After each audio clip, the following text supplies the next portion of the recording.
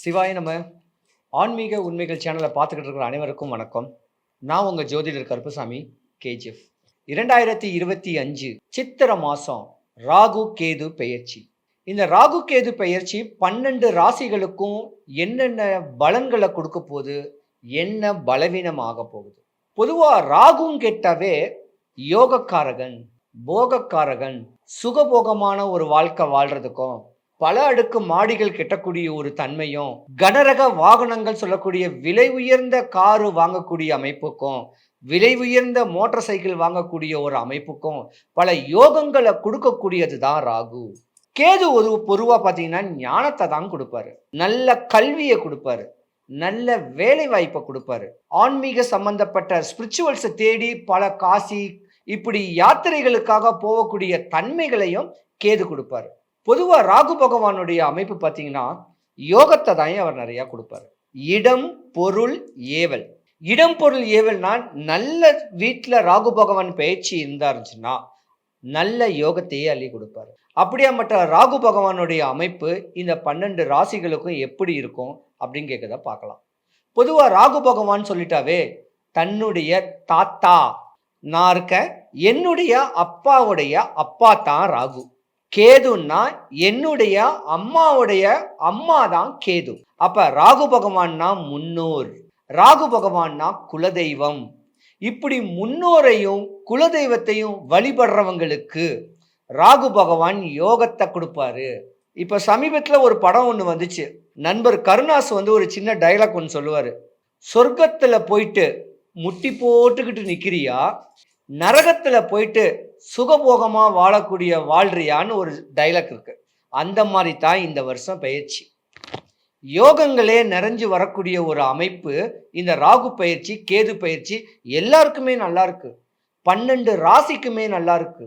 இது ஒரு பக்கம் இருந்தாலும் குரு பயிற்சியும் சனி பயிற்சியும் உங்க ராசியில மாறி மாறி பலன்களை கொடுக்கக்கூடிய தன்மைகள் நிறைய இருக்கு.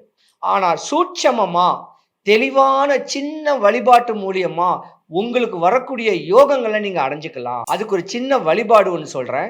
இந்த ஸ்லோகத்தை நீங்க சொல்லுங்க. ஃபர்ஸ்ட், இன்பமே செய்யும் ராகு கேது பகவானே, அன்பாள் நான் உன்னை அடிப்பணிவேன், என்பால் நான் அடைந்த துன்பங்கள் போய் இருள் அகற்றி தூய நலம் திகழ எனக்கு இன்றே தருவாய் அருள், ராகு கேது பகவானே போற்றின்னு இந்த சின்ன ஸ்லோகத்தை சொன்னாலும், இல்லைன்னா ஒரு சின்ன ஒரு ட்ரே, என்னன்னா ஒரு சின்ன தாம்பழத்தட்டு, அந்த தாம்பழத்தட்டுல 30 ரூபாய்க்கு கிராம்பு, 30 ரூபாய்க்கு பச்சை கற்பூரம், 30 ரூபாய்க்கு ஏலக்காய், கொஞ்சோண்டு கல்லுப்பு வச்சுக்கிட்டு ஒரு மாலை, வெத்தலை ஒரு 35 ரூபாய்க்கு 5 ரூபாய் களிப்பாக்கு, 11 வாழைப்பழம், 2 ஆப்பிள், 2 ஆரஞ்சு எடுத்துக்கிட்டு வடபழனி முருகன் கோயிலுக்கு போங்க.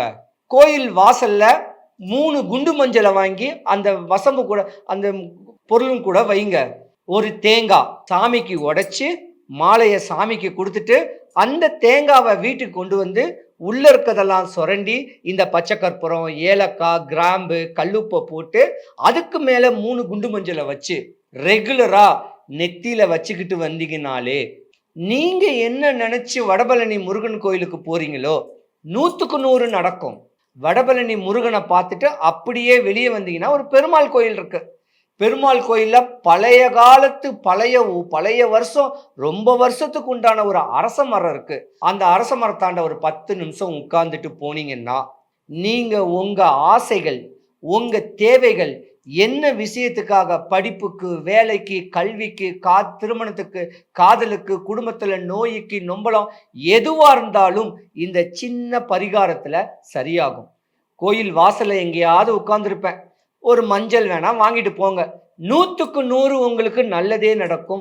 வடபழனி முருகன் கோயில சஷ்டியோ கிருத்திகையோ ஏதாவது ஒரு செவ்வாய்க்கிழமையில இப்படி வழிபட்டுக்கு வந்தா இந்த ராகு கேது பெயர்ச்சி உங்களுக்கு யோகத்தை கொடுக்கும். யோகமான ராகு பகவான் உச்ச நிலையில கொடுக்கும். அதாவது சினிமா துறையில் இருக்கிறவங்களுக்கு யோகமும், சாதாரண ஒரு வேலை இருக்கிறவங்களுக்கும், வெளிநாடு வெளி தேசத்துல வேலை பார்க்குறவங்களுக்கும் ராகு பகவான் யோகத்தை தான் கொடுக்க போறாரு. 12 ராசிகளுக்கு உண்டான அமைப்பு இப்ப நான் சொல்றேன்.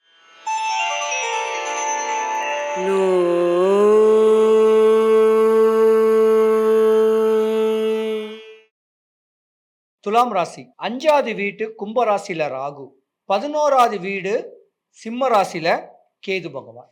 ஏடா இத்தனை வருஷமாவே நம்ம கஷ்டப்பட்டுக்கிட்டு இருக்கிறோம், நம்ம வாழ்க்கை ஒரு விமோசனம் பிறக்காதா? 2018 இருந்தே கஷ்டம் கஷ்டம் நஷ்டம் அவப்பேறு அவமானம் இன்னல் துன்பம் இடைஞ்சூருடு. இந்த 2025 ராகு கேது பயிற்சி அது யோகம் கொடுக்காதான்னு ஏங்கிக்கிட்டு இருக்கிற உங்களுக்கு யோகம்தான். பட்ட துன்பம் எல்லாமே விலகி போச்சு. அவமானம் அவப்பேர் பட்டெல்லாம் இனிமே நல்லாயிடுவீங்க. சொத்து பத்து இழந்தவங்களுக்கு சொத்து பத்து வரக்கூடிய அமைப்பு உண்டு. மண்ணை இழந்தவனுக்கு மண்ணும் பொன்னும் கிடைக்கக்கூடிய ஒரு நேரங்காலங்கள் உண்டு. சனி பகவான் வீட்டில் ராகு பகவான் பெயர்ச்சி இருக்கக்கூடியனால உங்க பேச்சு இனிமே எடுபடும். அடிமட்டத்துல பல கஷ்டம் நஷ்டம் பட்டவெல்லாம் உயர்ந்த நிலைமைக்கு வரக்கூடிய ஒரு நேரமும் உண்டு. சிம்ம ராசியில தான் கேது பெயர்ச்சி. அரசியல்ல பிரவேசமான ஆசைப்படக்கூடிய உங்களுக்கு இது யோகம். துலாம் ராசிக்காரங்க நிறைய பேர் லா படிப்பீங்க. என்னடா இது கேஸே வரலையே, நம்ம லா படிக்கிறதுக்கு வேற ஏதாவது படிச்சிருக்கலாமே சொல்லக்கூடிய ஆசைகள் இருக்கிறவங்களுக்கு இனிமே உங்களுக்கு கேஸ் நிறைய வரும். ஜட்ஜ் ஆகக்கூடிய ஒரு தன்மை கூட உங்களுக்கு இருக்கு. துலாம் ராசிக்காரர்களுக்கு அரசு சம்பந்தப்பட்ட வேலையில உயர் பதவின்னு சொல்லக்கூடிய ஸ்டார் கிடைக்கக்கூடிய நேரம் வரப்போகுது. இதெல்லாம் யாருனால தெரியுமா? சிம்ம ராசியில கேது பகவான் பெயர்ச்சி இருக்கிறனால உங்க மனைவி மேலதான். துலாம் ராசிக்காரங்க அவங்க உங்க மனைவிய அனுசரிச்சு அன்பா பண்பா இருந்து அரவணைச்சு வாழ்ந்து வந்தீங்கன்னா இனி காலத்துல உங்களுக்கு உச்ச நிலைமை தான். என்னதான் காசு பணம் அள்ளி கொடுத்திருந்தா கூட கடவுள் கணவன் மனைவி பிரிஞ்சிருந்தீங்கன்னா அந்த காசு வந்தும் பிரயோஜனம் கிடையாது.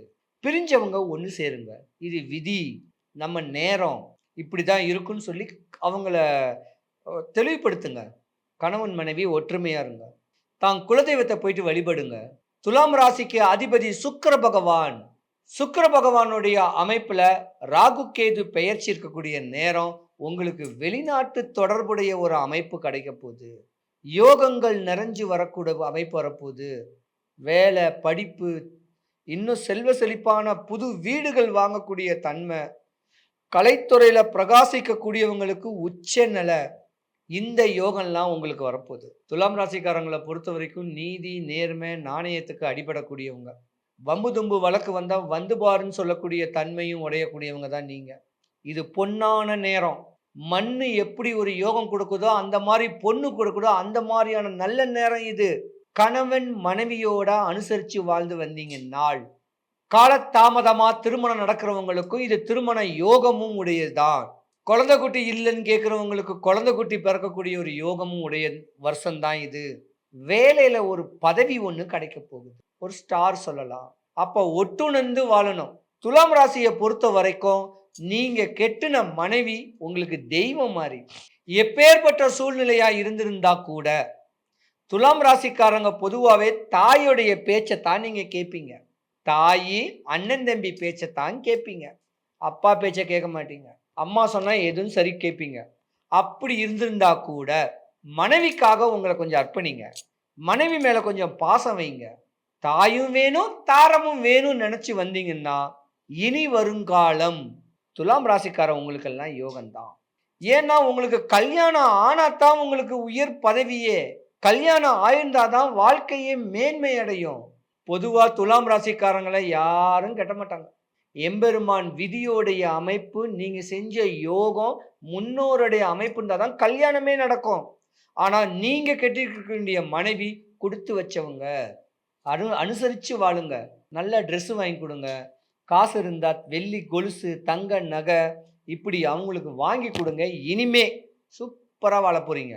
நல்ல கிரகம் நல்ல இடத்துல, அற்புதமான இடத்துல இருக்கு. எந்த தொழில் செஞ்சாலும் பொழைச்சுக்குவீங்க. கோபத்தை விடுங்க. ஆத்திரத்தினால அறிவையே இழந்துருவீங்க. கோபத்தினால குணத்தையே இழந்துருவீங்க. இந்த துலாம் ராசிக்காரங்க இந்த கோபத்தினால பல பேர் சிறைவாசமே போயிட்டு வந்துருப்பீங்க. கோபப்படாதீங்க. 11 நிமிஷம் கோபம் சாந்தி கொடுத்து தெளிவான அமைப்புல எம்பெருமான வழிபட்டு வந்து டைம் கிடைச்சா வடபழனி முருகன் கோயிலில் வந்து முறையான சாந்திகள் கொடுத்து எம்பெருமான் முருகக்கடவுளை வழிபட்டு வந்தீங்கன்னா உங்கள் நேரம் பொன்னான நேரம். ஏன்னா அழகென்றால் முருகன். சுக்கிரனுக்கு யோகம் அழகான ஒரு கிரகம் எதுவுமே கிடையாது. சுக்கிரனை மாதிரி முருகன், நம்ம வடபழனி முருகன் அழகுல தெரிவானவர். மஞ்சள் முகத்தோட அற்புதமா காட்சி கொடுப்பாரு. டெய்லியும் போனா கூட அவரை பார்த்து புன்முறுவலோட 10 நிமிஷம் உட்காந்துட்டு வாங்க. துலாம் ராசிக்காரங்களுக்கு யோகமே அமையும். பொதுவா இந்த ராகு பகவான் கேது பகவான் எல்லாருக்கும் நல்ல காரியத்தான் கொடுக்க போகுது. நீங்க என்ன பார்க்கணும்னா வடபழனி முருகன் கோவில்ல குளத்தாண்ட எங்கேயாவது அமைதியா உட்காந்துருப்பேன் தியானத்துல. ஏன் வச்சிருக்கக்கூடிய குண்டு மஞ்சள் 2 வாங்கிட்டு போங்க. உங்க ஆசைகள் தேவைகள்லாம் பூர்த்தி ஆகும். இல்லைன்னா கோயம்பேடுல இருக்க வேண்டிய குறுங்காலீஸ்வரர் சிவன் கோவில்ல ஞாயிற்றுக்கிழமையில இருப்பேன். இப்படி அங்க வச்சு என்ன பார்த்தாலும் இந்த மஞ்சள், ருத்ராட்சம், ரட்ச ஏதாவது ஒன்று கொடுப்பேன். காசெல்லாம் கிடையாது. உங்க ஆசைகள் தேவைகள் பூர்த்தியாவ கொடுக்கக்கூடிய சின்ன விபூதி மாதிரி. எல்லாருக்கும் எல்லா வளமும் எல்லா நலமும் கிடைக்கணும். நோயற்ற வாழ்வு, குறைவற்ற செல்வம் இருக்கணும். அவங்களுக்கு நல்ல வேலை, நல்ல படிப்பு, வீட்டில் சொந்த அமைப்புல ஒரு உத்தியோகம், முயற்சிகள், வாழ்க்கை செழிப்பா அடைகிறதுக்கு வடபழனி முருகன் கோயிலுக்கு டெய்லி வாங்க. உங்க மனதார எம்பெருமான் முருகனை பாருங்க. முருகனுக்கு 6 பட வீடு இருந்தாலும் 1000 கோயில்கள் இருந்தாலும் வடபழனி முருகன் கோயில ஒரு சக்தி இருக்கு. கோயில சாமி பார்க்கறதுக்கு முன்ன கோயில் கொடிமரம் பார்த்துட்டு, கொடிமரத்துல இருந்து பலிபீடம் பார்த்துட்டு, மேல முருகன் வள்ளி தெய்வானைய கையெடுத்து கும்பிட்டு நான் இதுக்குத்தான் வர முருகான்னு வேண்டிட்டு சாமியை பார்த்து கோயில் பிரகாரம் சுத்தி வரும்போது 18 சித்தர்களுடைய போட்டோ இருக்கும், ஸ்டாச்சு இருக்கும், அருணகிரிநாதருடைய ஸ்டாச்சு இருக்கும், ஆஞ்சநேயருடைய ஸ்டாச்சு இருக்கும். இதெல்லாம் பார்த்து 10 நிமிஷம் உட்கார்ந்துட்டு வெளியே வந்தீங்கன்னா, வெளியே எங்கேயாவது உட்கார்ந்துருப்பேன். 2 மஞ்சள் வாங்கிட்டு போங்க. உங்களுக்கு எந்த குறையும் வராது. எல்லாருக்கும் எல்லா வளமும் கிடைக்கணும். சிவாய நம.